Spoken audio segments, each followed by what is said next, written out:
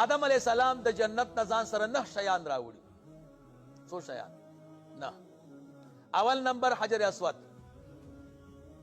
دویم د جنت د ونو پاڼې، دریم آس یو ونه ده د هغې نه ځان ته امسا جوړه کړې وه، څلورم بیلچه، پنځم کوداله. کوداله پېژنئ؟ دا دغه چې دی تیشه، د تیشې نه غټې او غټ لاس کې ورته خلک پې ځمکې کندې کوي. پاکستان کې ورته کوداله وي. تاسو ورته څه وایئ؟ اووم صنوبر، دا شپږم. اووم سندان، اتم چې دی دا سټکې ځان سره راوړل.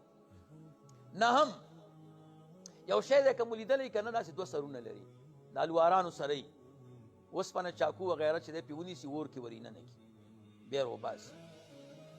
نه نرم وي. څه ورته وایي؟ نه داسې اوږد دي پوهېږې، او داسې سر لري او دې کې داسې یو کړی غوندې وي.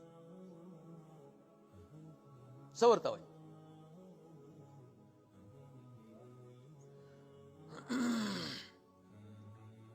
چمچه ورته وایي که څه شی ورته وایي؟ چمټه ورته وایي. دا 9 شیان یې ځان سره راوړي وو ښه د جنت نه. دا طبقات ابن سعد یو کتاب دې ځان ته واخلئ، هغې کې دي ښه